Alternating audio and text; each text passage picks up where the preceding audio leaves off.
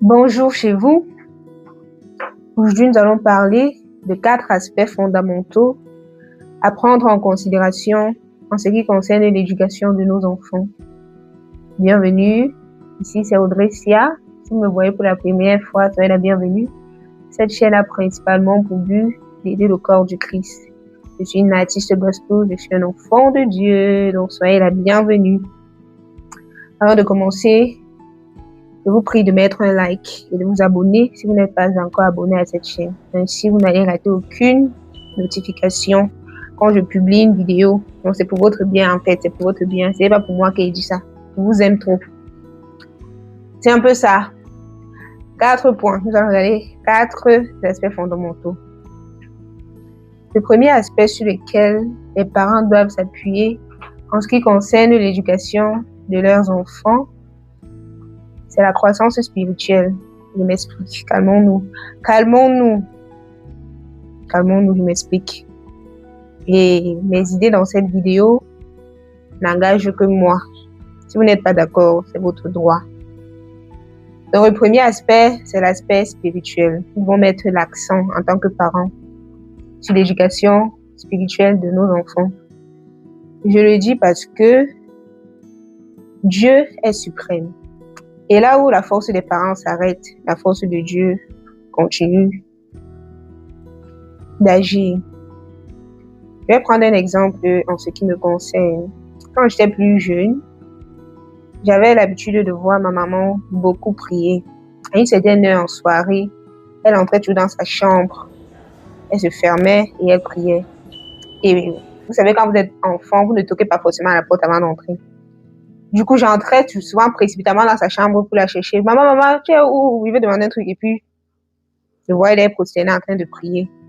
Et je sortais directement pour ne pas déranger. Je ne savais pas trop c'est quoi la prière, mais je savais que c'est une position dans laquelle elle ne peut pas me répondre à cet instant. Du coup, en grandissant, j'avais souvent des difficultés. J'ai sucé le doigt longtemps. Ça, c'est mon histoire. J'ai sucé le doigt, le pouce. Si mes tontons écoutent cette vidéo, ils pourront témoigner dans les commentaires. J'ai sucé le doigt jusqu'à l'âge de 10 ans, 11 ans, quand je suis arrivée en 6e. Et j'aimais tellement sucer mon doigt. C'est un jour que mon papa m'a repris. Il m'a dit que là, Audrey, tu es au lycée, tu es grande. Il m'a dit que c'est honteux. Il m'a donné des arguments. Moi, je suis restée comme ça. J'ai eu mal. Vraiment, je dois laisser cette affaire. Et qu'est-ce qu'il fallait donc faire pour laisser? Je ne savais pas. Je ne savais pas par où commencer parce que j'aimais sucer mon doigt. Mais j'ai eu tellement mal. Je me suis rappelé que maman prie souvent dans la maison aussi. Si je suis pas là quelque part, je vais faire la même chose. Donc le soir, je suis entrée dans ma chambre. Je ne me suis pas prosternée forcément. J'étais couchée sur mon lit, je me souviens bien. Et j'ai fait une prière dans mon cœur. Et que Seigneur, je ne sais pas vraiment si tu existes. Je ne sais même pas qui tu es. Mais si tu écoutes cette prière, je ne veux plus sucer le doigt à partir d'aujourd'hui. Aide-moi. C'est tout ce que j'avais dit. Je n'ai pas fait une prière longue. C'est tout ce que j'avais dit à cet âge. Et ce jour-là, j'ai dormi toute la nuit. Je n'ai pas sucé mon doigt. Je n'ai pas sucé. Et à partir du jour-là, je n'ai plus jamais sucé le doigt. Parce que je suçais toutes les nuits. En fait, c'est le doigt qui m'aidait à dormir. Quand il commençait à sucer, c'est comme si je mangeais quelque chose de délicieux. Et qui m'amenait à dormir. C'est pour ça que je dis que c'est important pour les parents d'apprendre à leurs enfants à prier. Surtout quand les enfants sont jeunes. C'est comme si à cet âge, il n'y a même pas le blocus entre ta prière et Dieu. C'est swift. Nous sommes innocents à cet âge. La prière d'un enfant de 4 ans, je crois que ça peut être répondu rapidement par rapport à toi. Par rapport à toi qui prie à cet âge avec tous les péchés qui ont déjà été accumulés. Nous là, que Dieu nous pardonne seulement. Donc, en tant que parents, prier. Et les enfants copient facilement ce qu'ils voient faire par rapport à ce qu'on leur dit de faire. Ma maman ne m'avait jamais demandé de prier. Elle ne nous avait même pas un jour dit qu'il faut prier, il faut monter. Non. Je l'avais juste vu faire. Et j'ai reproduit ce que je l'ai vu faire. Et ça a porté du fruit. C'est ainsi que j'ai commencé à prier. Quand j'avais des difficultés, je demandais au Seigneur. Je ne savais même pas exactement la formule.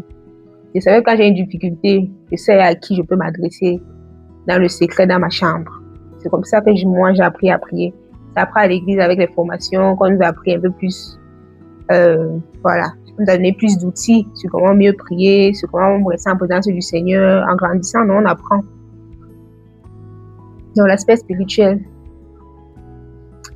Parlez avec vos enfants, dites-leur qui est Jésus, expliquez-leur les histoires de la Bible, c'est important. Vous pouvez avoir l'impression qu'ils ne comprennent pas à cet âge, mais ça va les aider. Donc vous construisez la connaissance de vos enfants sur le plan spirituel ainsi. Et le deuxième aspect, c'est émotionnel, la croissance émotionnelle de votre enfant. Il y a beaucoup de jeunes filles à qui on a dit pour la première fois que tu es belle à l'âge de 18 ans.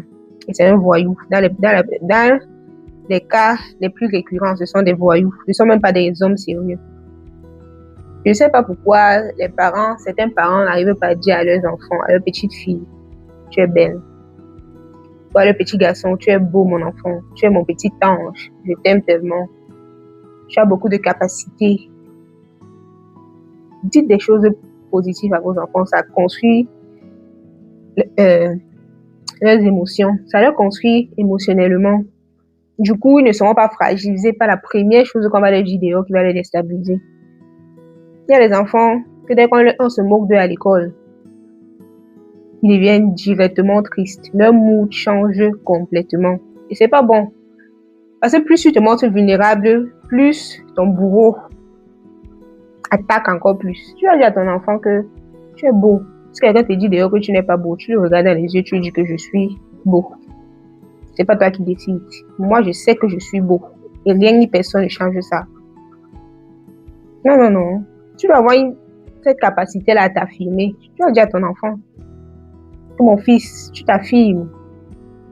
Tu ne te laisses pas faire. Parce qu'il y a l'adversaire en face. Chacun reste tranquille à sa place. C'est pour ça que moi, que vous voyez assis ici, là, c'est difficile que je vais venir vous dire comment manquer de respect. Parce que comme tu te présentes, c'est comme ça qu'on te reçoit. Quand il me présente ça en toute humilité, mais je mets à le cadre. Avant de parler, tu réfléchis. Oui. J'ai des amis proches qui me disaient souvent, quand ils disaient quelque chose après, je ris, ils me disent que j'ai même eu peur de dire ça, ils ne savaient pas comment tu vas prendre. Oui, c'est comme ça. Tu dois avoir peur de me dire certaines choses. Non. Tu dois mettre le cadre.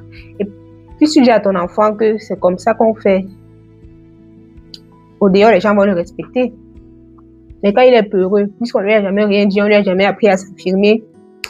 Moi, j'ai souvent vu ma maman s'affirmer. On lui parle pas n'importe comment. C'est comme ça que ça doit être. Donc, c'est très important de construire ces aspects chez vos enfants. J'écoutais l'interview d'une jeune femme récemment. Elle disait comment elle a grandi auprès d'une maman bienveillante, mais la même maman avec 4 maris, avec 4 filles différentes. Et elle disait comment ça l'a beaucoup affectée pendant qu'elle grandissait. Donc, je ne comprenais pas la cohérence. C'est tout ça. Les parents qui ne sont pas sûrs d'eux produisent des enfants qui ne sont pas sûrs d'eux. Donc, ça commence avec le parent. Moi, quand je regarde quelqu'un dans la société, que ce soit un enfant, que ce soit quelqu'un qui a 18 ans, son comportement me dit beaucoup de choses sur ses parents. C'est comme ça. Les enfants sont le reflet de leurs parents et de l'éducation qu'ils ont reçue. C'est pour ça que je n'en veux pas souvent aux jeunes. J'en veux surtout aux parents. Dans la nouvelle génération de parents aussi que nous sommes, faisons l'effort. C'est vrai qu'en tant que parents, nous ne pouvons que faire pour nous. Après, l'enfant décide de devenir ce qu'il veut. Mais faisons d'abord un effort. Parce qu'il y a beaucoup de parents qui ne font aucun effort. Comment vous pouvez dire à votre enfant qu'il est nul? Oh, tu es nul. Oh, tu ne sais rien faire. Oh, on ne peut pas vous parler. Oh, non. La nouvelle génération, sinon, essayons de temporiser. Pardon. Tempo. Allons doucement. Parce que nous-mêmes, ça ne nous a pas aidés. Moi, en grandissant, souvent, mes parents, maman me disait que tu es nul. Moi, ça m'a jamais aidé. Maman, elle va écouter cette vidéo. Ouais, c'est pas que c'est juste que c'est un truc que moi, ça m'a beaucoup frustré quand je grandissais. Je me suis dit que je n'ai jamais dit ça à mon enfant. Je vais faire l'effort de ne jamais dire à mon enfant qu'il est nul. Même s'il a mal fait, je vais trouver d'autres mots pour lui expliquer. C'est vrai qu'avec le temps, ça a changé, mais ce sont des paroles qui restent ancrées dans la tête de ton enfant. Quand tu lui dis qu'il est nul, c'est l'éducation spirituelle qui m'a aidé à combattre cet aspect-là parce que je savais que Dieu m'aimait et qu'il voit en moi quelqu'un de grand. Donc, les paroles-là se sont évaporées avec le temps. Mais s'il n'y a pas l'éducation spirituelle et que ce n'est que ça que ton enfant écoute, forcément, ça va avoir une emprise sur lui. ça va le casser pendant sa croissance. Et c'est ça qui fait que beaucoup de femmes se retrouvent dans les relations toxiques avec des hommes méchants, mais elles sont là parce qu'on leur a jamais donné de la valeur, elles se disent que personne ne va jamais les aimer. C'est les parents qui construisent un enfant. La valeur que tes parents te donnent ne peuvent pas permettre que tu acceptes certains hommes dans ta vie parce que tu sais à quel point tu es aimé chez vous. Moi, au niveau comme même chez moi, là, je ne peux pas laisser que n'importe quel homme rentre dans ma vie parce que ça doit continuer. Ça doit continuer. De toute façon, Jésus même, de toute façon, mes parents même, non. Tu ne peux pas venir là tu vas pas venir me déranger. J'ai assez de paix. Donc, si tu viens, ça doit croître. Ça ne doit pas décroître. Très important de savoir ce qu'on veut. Le troisième aspect, c'est l'aspect intellectuel. Travailler sur l'intellect de vos enfants. Moi, je ne sais pas si je suis tellement éduquée que ça, mais j'ai vraiment envie de voir une génération de jeunes éduqués. C'est important d'avoir quelque chose dans la tête, d'aller à l'école, de prendre les études au sérieux.